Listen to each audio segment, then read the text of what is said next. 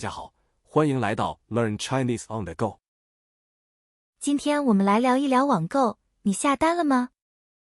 小美，你有没有网购过衣服？当然啦，怎么了？你遇到问题了？别提了，我昨天收到一件衬衫。哦，听起来好像不太满意啊。对，我选了 L 码，结果小的像 S 码。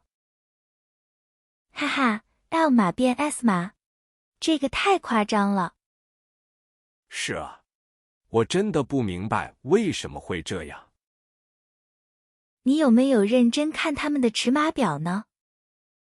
看了，我觉得自己量得很准啊。想象一下，有些衣服的尺码真的特别小。感觉他们的大和我的大不一样。没错，可能就是文化上的差异吧。是啊，比如均码是什么意思？均码就是只有一个尺寸，适合多数人。可我穿上均码，就感觉像穿童装。哈哈，这真的让人很头疼呢。你有没有买过颜色和图片不一样的？哎呀，那更是常有的事情了。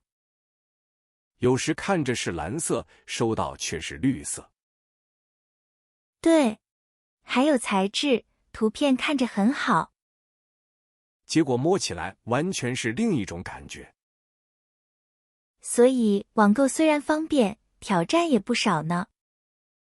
是啊，但我还是忍不住想下单。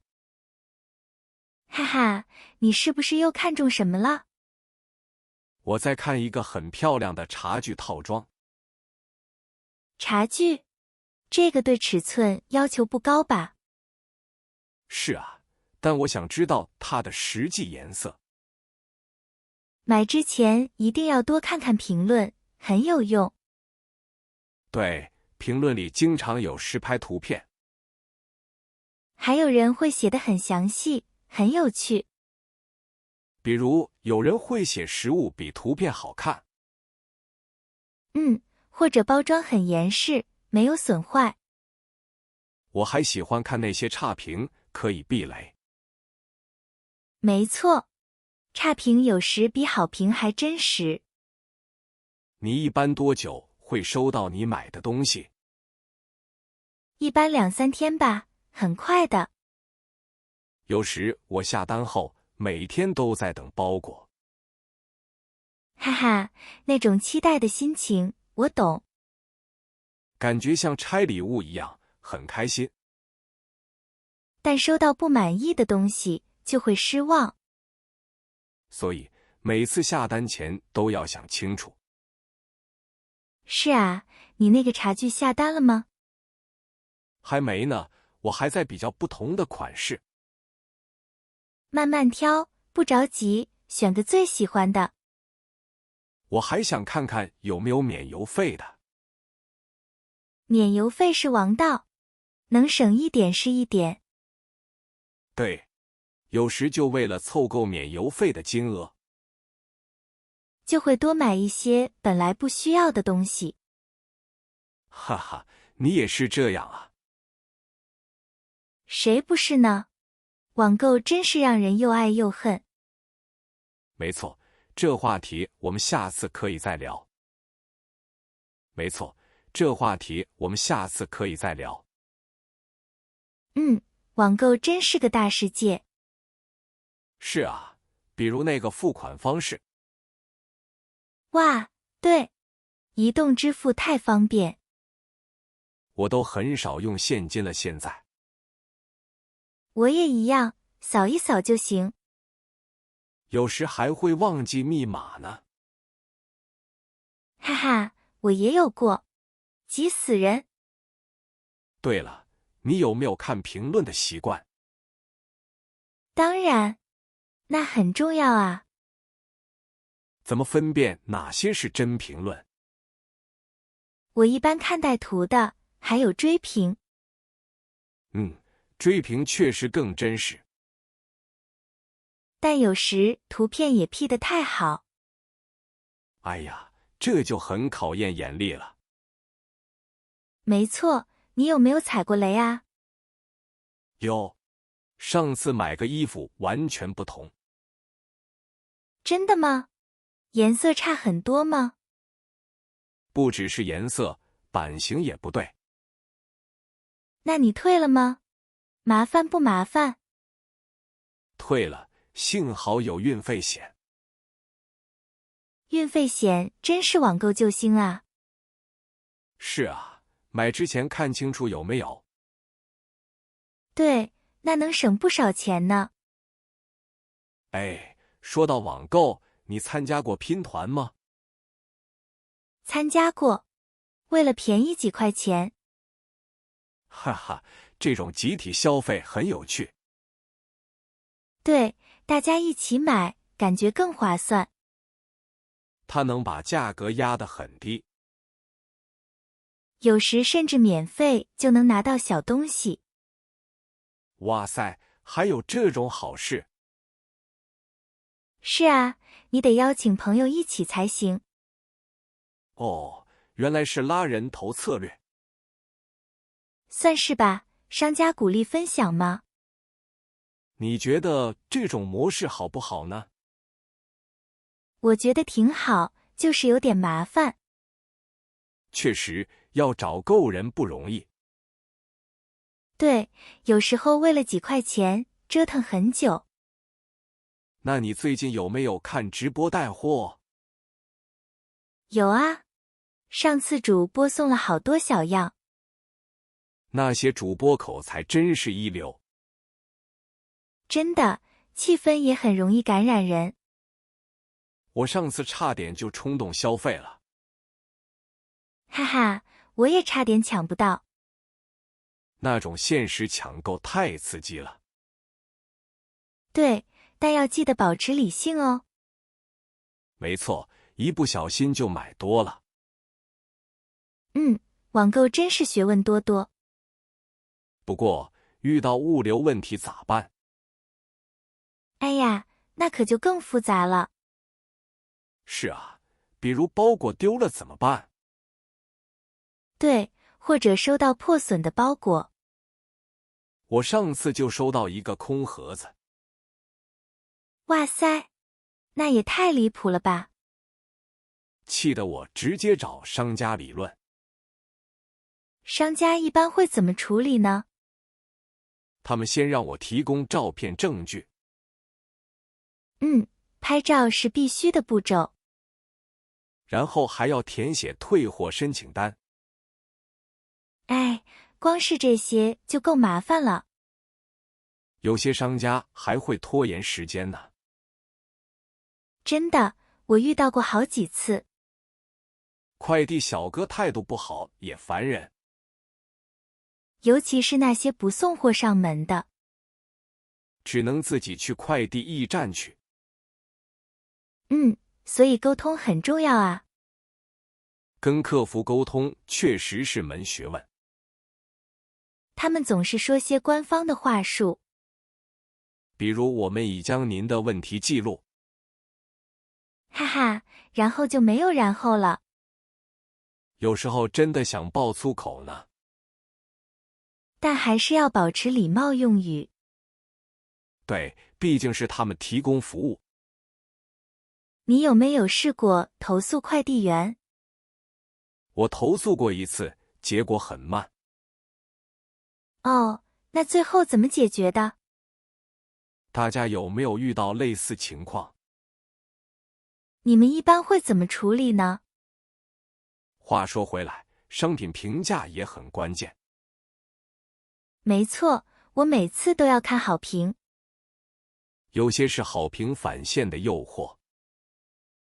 我也为了几块钱写过好评。哈哈哈，这算不算羊毛党？算是吧，蚊子腿也是肉嘛。这种营销方式很聪明啊。对啊，影响了我的判断。不过也有很多真实评价。比如那些带图的长篇评价。看了以后心里就踏实了。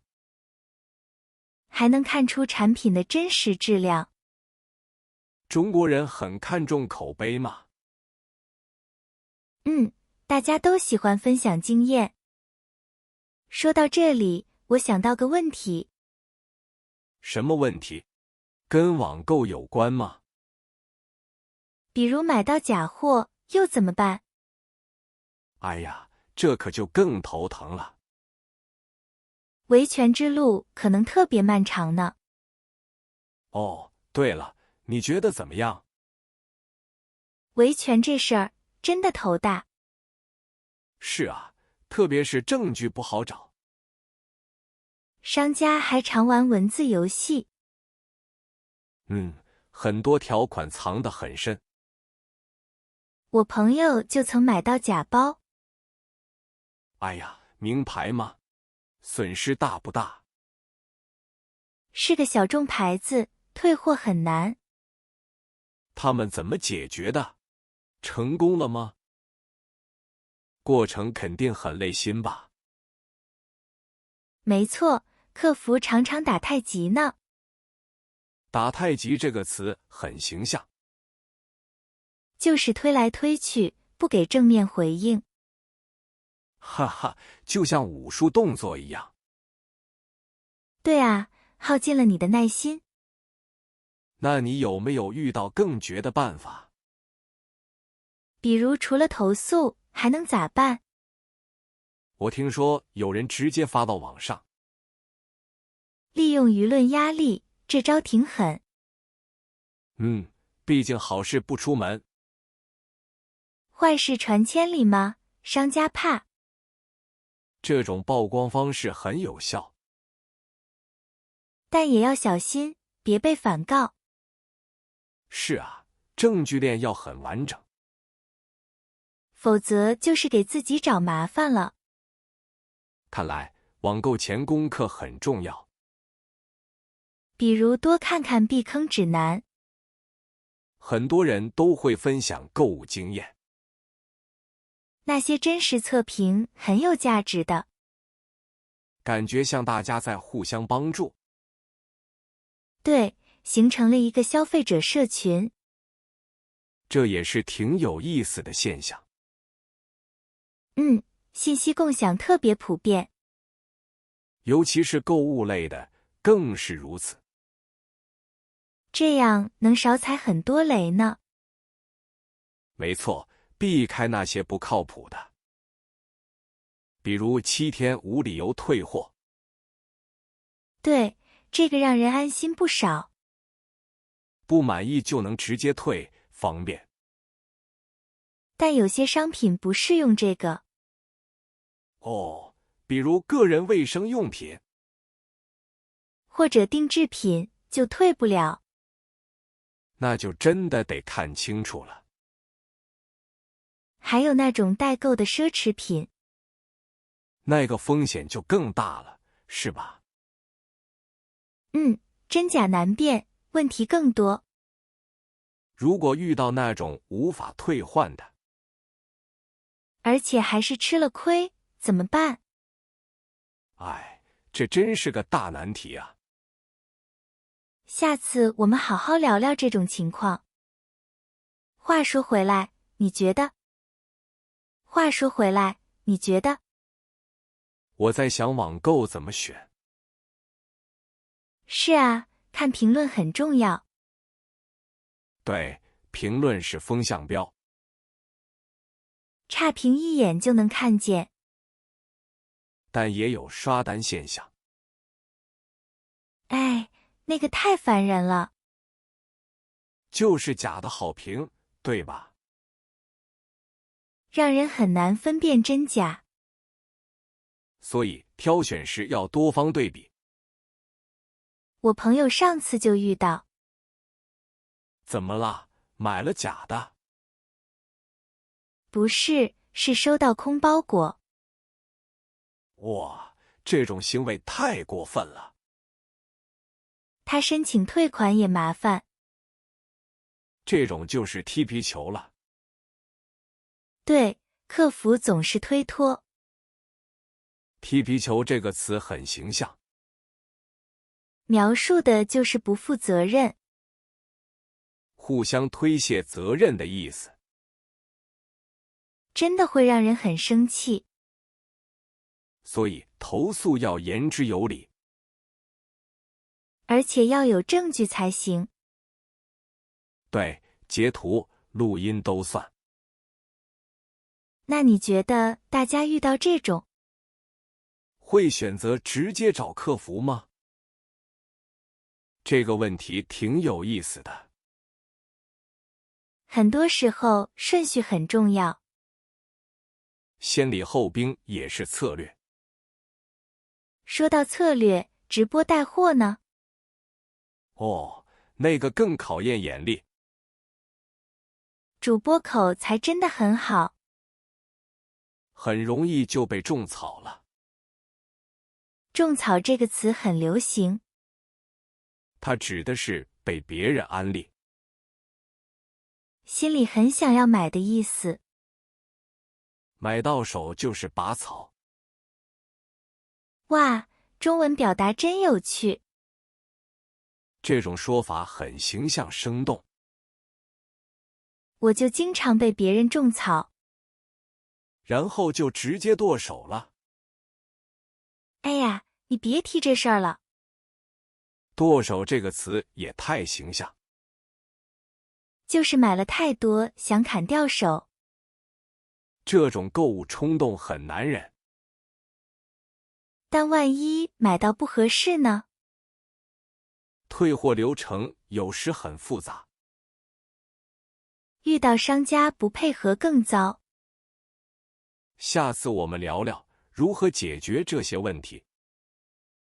哦，对了，你觉得怎么样？我觉得网购真的方便。是啊，直接一点就到。但也容易冲动消费。没错，真的眼花缭乱。有时买回来不满意。退货确实是个麻烦。要沟通，要拍照证明。还要等快递上门取件。浪费时间和精力呢。感觉不如去店里看。但店里选择少很多。各有各的好处。享受购物的乐趣吗？收到包裹时很开心。拆快递感觉像拆礼物。哈哈，这种心情我懂。期待又有点小紧张。怕实物与图片不符。对，这就是俗称的照片。照片这个词很形象。专指照片与实物不符。学到新词了，真棒。网上购物真是学问。不仅要学会挑好东西，还要了解商家信誉。有时评价也很重要。那些好评返现呢？评价可能不真实了。购物就更要谨慎了。看来要多长个心眼。对，要擦亮眼睛看。线上线下各有特色。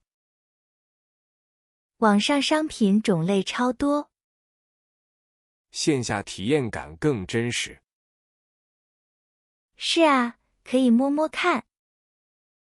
这也是购物的一部分。今天聊得很尽兴呢。真是有点意犹未尽啊。